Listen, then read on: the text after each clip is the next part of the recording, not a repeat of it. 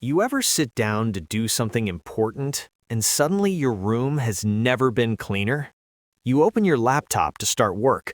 5 minutes later, you're reorganizing icons, checking notifications, watching a video titled, "Why Sharks Are Misunderstood." And at some point you think, wait, how did I get here? Yeah, that's procrastination. And no, it's not because you're lazy. If procrastination were an Olympic sport, some of the hardest working people I know would have gold medals. So why do we procrastinate? Let's talk about it. Honestly, simply, and without pretending we all wake up motivated at 5 a.m. First thing you need to know, procrastination is not a time problem, it's an emotion problem. We don't delay tasks because we don't have time. We delay them because of how they make us feel. Think about it. If your favorite show releases a new episode, do you procrastinate watching it? No, you magically find time. But ask yourself to write an email, study, go to the gym, or start a project. Suddenly, your brain says, let's do it later, like tomorrow, or next year. Why? Because that task comes with feelings we don't like. Stress, boredom, fear, self-doubt, pressure. And your brain's job is simple. Avoid pain, seek comfort. So when a task feels uncomfortable, your brain looks for an escape, and it finds one very easily in your phone. Here's the funny part. Your brain doesn't say, hey, let's sabotage your future. It says, hey, you've worked hard. Let's just relax for 5 minutes. 5 minutes becomes 30. 30 becomes 2 hours. 2 hours becomes I'll start tomorrow. Your brain is basically that friend who says, one more episode won't hurt, and somehow it's 3 a.m. Another big reason people procrastinate is fear of failure. We don't talk about this enough. Sometimes you don't delay because you're lazy.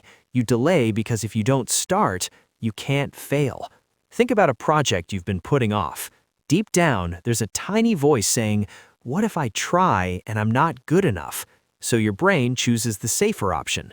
Do nothing, because failing feels worse than staying stuck. And ironically, staying stuck is also a form of failure, just quieter. Then there's perfectionism. This one's sneaky. You tell yourself, I'm not procrastinating, I'm just waiting for the right time, the right mood, the right motivation, the perfect plan. But the truth is, perfect is just fear wearing a fancy outfit. You don't start because you want it to be amazing, and if it's not amazing, you'd rather not start at all. So you wait, and somehow, years pass. Now let's talk about the biggest enemy of productivity, the illusion of future you. You know future you, right? Future you is disciplined, focused, full of energy. Future you loves waking up early and finishing tasks on time. Current you, tired, distracted, needs snacks. So current you says, I'll let future me handle this. But here's the plot twist. Future you becomes current you, and current you still doesn't want to do it. It's a never-ending cycle. And let's not forget boredom. Some tasks are just boring. Your brain is used to fast entertainment, short videos, instant rewards, constant stimulation. So when you sit down to do something slow and effort-based, your brain feels like it's being punished. It's like asking someone who eats junk food all day to suddenly enjoy plain broccoli. Your brain says, no, thank you. So what's the real problem? Procrastination is your brain trying to protect you from discomfort, even when that discomfort is necessary. It's not weakness. It's not a character flaw. It's a coping mechanism. A bad one, but still a coping mechanism.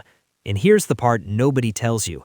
You don't beat procrastination by becoming super motivated. Motivation is unreliable. It disappears the moment things get hard.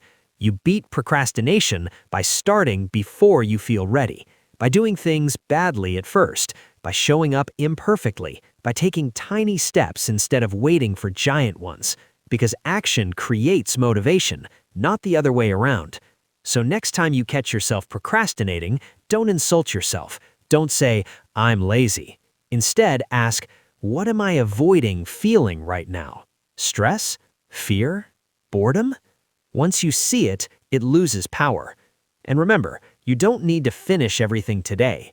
You just need to start, even for 5 minutes, because 5 minutes beats 0 every single time. And who knows, once you start, your brain might stop cleaning your room and finally let you get things done.